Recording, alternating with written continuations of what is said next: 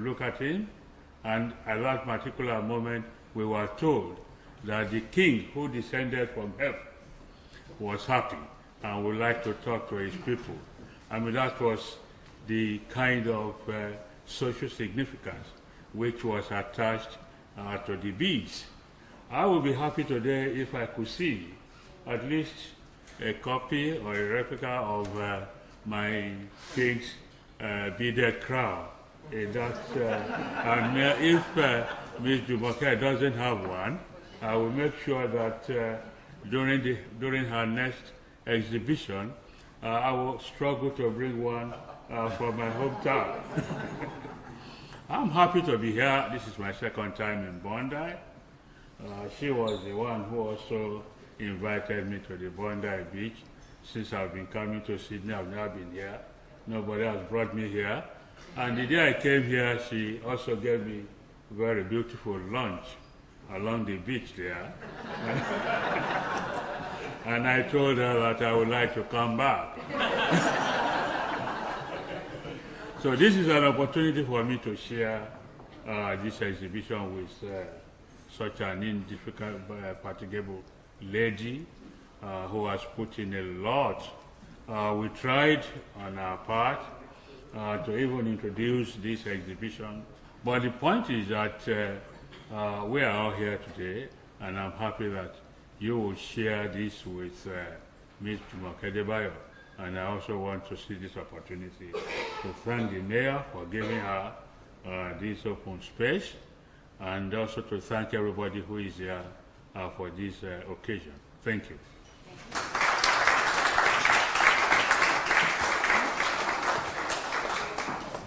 Thank you, High Commissioner.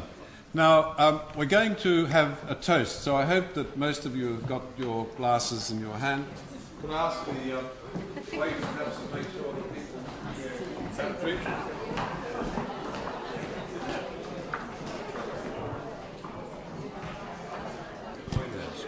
Oh, I see. So,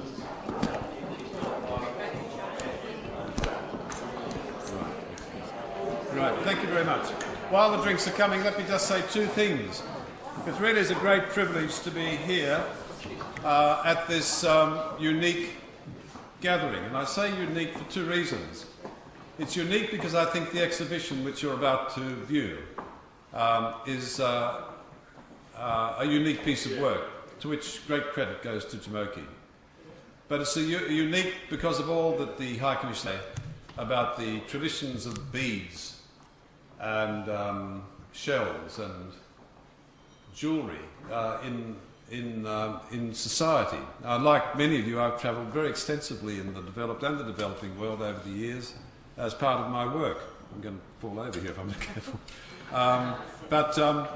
And it's extraordinary, you know, whether it's in the South Pacific or in West Africa or East Southern Africa and in the Caribbean, to see the way beads have become a form of currency or a sign of elegance, enhancing beauty. Children play with them. They drop through the fingers of prayer. I mean, they're used for all sorts of reasons. And I think that what Jumoke has brought together over here is quite outstanding. I missed it in Canberra, but I'm very pleased to be able to see it here in Sydney. And congratulations. It's a unique exhibition. I don't know of anything else like this that's happening around the world. And there's a second reason why it's unique, and that is because it represents a unique association of people, the Commonwealth of Nations. Now, in Australia, we tend to confuse the Commonwealth when it's raised either with the people who support the royal family or people who want to retain a constitutional monarchy. All of those reasons gets confused with all of those things. It represents an association of peoples drawn from different cultures, different ethnicities, different languages, association of 54 different independent sovereign states. And it allowed the explosion of the Commonwealth from the African countries coming to independence, the Asian countries, starting with India and Sri Lanka, or Ceylon in those days, and Pakistan, and of course in the Caribbean and the Pacific. And this is the Commonwealth to which we ascribe today, and the Commonwealth is still active and working in its own unique way right throughout the Commonwealth. It's more than a United Nations, because you name it. They exist working in Commonwealth countries at grassroots level to promote in Coolum, in Queensland, will now be held again in Choggum in Perth. A wonderful occasion where the focus of ASEAN, along with the South Pacific Forum, to build order and to bring peace, security and development and progress to the world. So that's what we're celebrating today, and I'm going to ask you to toast with me in the sort of the traditional Commonwealth way, Beverley Council. But in the Commonwealth tradition, we always add the toast to Queen Elizabeth II, who is Queen of Australia, Bondi, and to Jamoki's exhibition.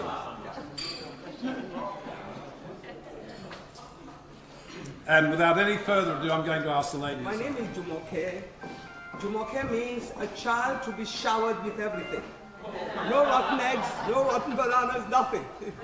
And my second name means Kofoworola, which means she does not buy fame. You see, that is the Yoruba name. Right.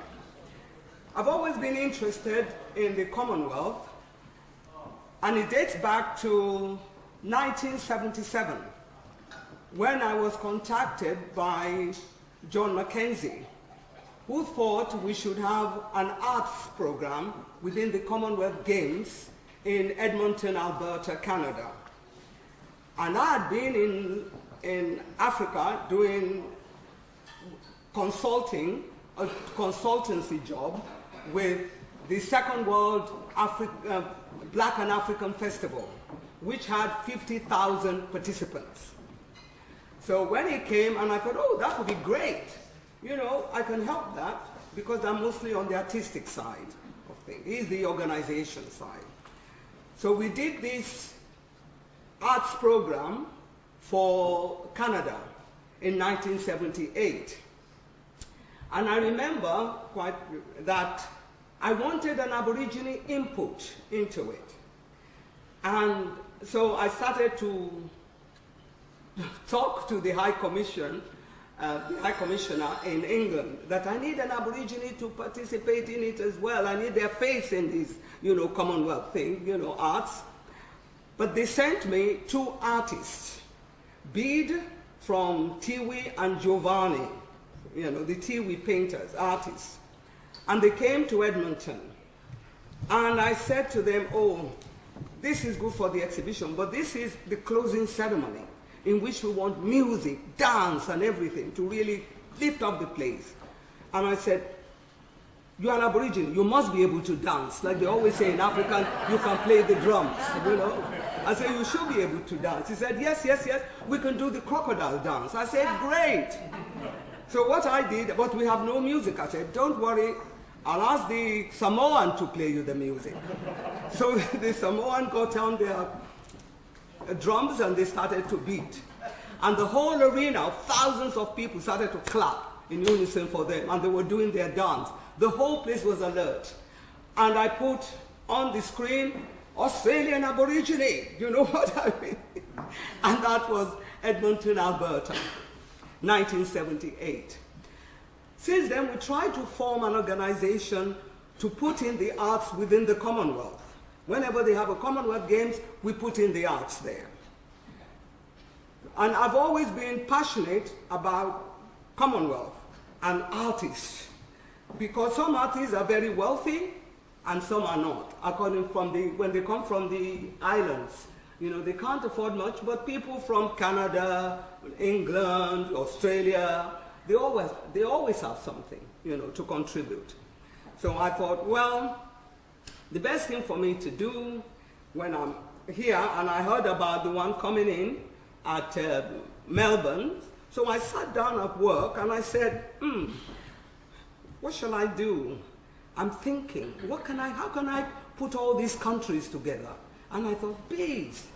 They wear beads. It doesn't matter whether it's shell, it's beads. And so I got hold of, you will laugh at this, I got hold of my Jewish friends. And they said, no, Jewish don't wear any beads. I said, aha, you're wrong. He said, how come? Because they have the talit. It's the same as composionium, which is Greek, tied knots. So that is beads, as far as I'm concerned, that's beads. You know, and the African, the Ijebus, they have something called Itagbe. Apparently, you see, the Ijebus used to be with the Jewish people in the olden days, and their capital used to be called Shalom. These are the Ijebu people, and they wear Itagbe, which is similar to talit, and it's knotted as well. And nobody's ever sort of compared this and said, oh, this or this. So I said, I'll have talit there and have all the knots. So and I said, who is going to tell me that? So I waylaid David Krinsky, you know, the one in Bondi Road. I said, tell me about it. Tell me more about it. So he wrote down and told me about it. I said, great. And I said, but you do have something called Big Heart Abayit, which is seeds which they put into prayers, little beads into prayers, which you put outside the house or inside for good luck and everything. I said, that's beads, isn't it? They said, oh, yes, it is. I said, good, I've got you in it. Now, so a story which will really makes you laugh, but it's really sad. I was thinking of one for the Greeks, and I thought the Greeks don't wear rosary. They always have this thing they carry. Lo and behold, we were sitting in my gallery, and a huge, it was big, came in, a Greek Orthodox, came into my shop, and a friend said, I said, I'm going to ask him, you know, what they have. So I went on, and I said, you don't have rosary? He said, no, we carry this, combustion. I said, yes, that's what I want. So, knotted cord. And I said, can I have it for an exhibition? No, you can't, he said. And lo and behold, this massive man of 6 foot stepped 1 foot, and it fell flat on the floor in my shop. We nearly all died, you know. We all rushed to him. I said to him, God moves in a mysterious way. Because what he did was to go out in his car. They helped him. I went in his car, and he came back and gave me one. So that's some of the stories. If I tell you some of the stories about these beads, you wouldn't believe it. So anyway, I put it on in Melbourne. And I wanted something from Her Majesty as the head of the Commonwealth, Queen Elizabeth. And I've been pestering them in England. I want this. Oh, they said, tell that woman we'll give her something. So I put it in my book, something is coming from Her Majesty. I didn't know what, I just said something was coming. And there we was, sitting in the gallery in Cunehan, and a Commonwealth card drew up after the exhibition had opened. And this lady walked out with a beaded dress of Her Majesty in her arm, and walked in and said, Miss De Bayo? I said, yes. He said, Her Majesty said I should give you this for your exhibition. And I said, what? You know what I mean? So I put it on display. She said, oh, we had to take photos because she's got to show it to the Queen. And I said, of course. You know what I mean? We took a photo of this beaded gown from Her Majesty. And because nobody had believed me that I could get anything from Her Majesty.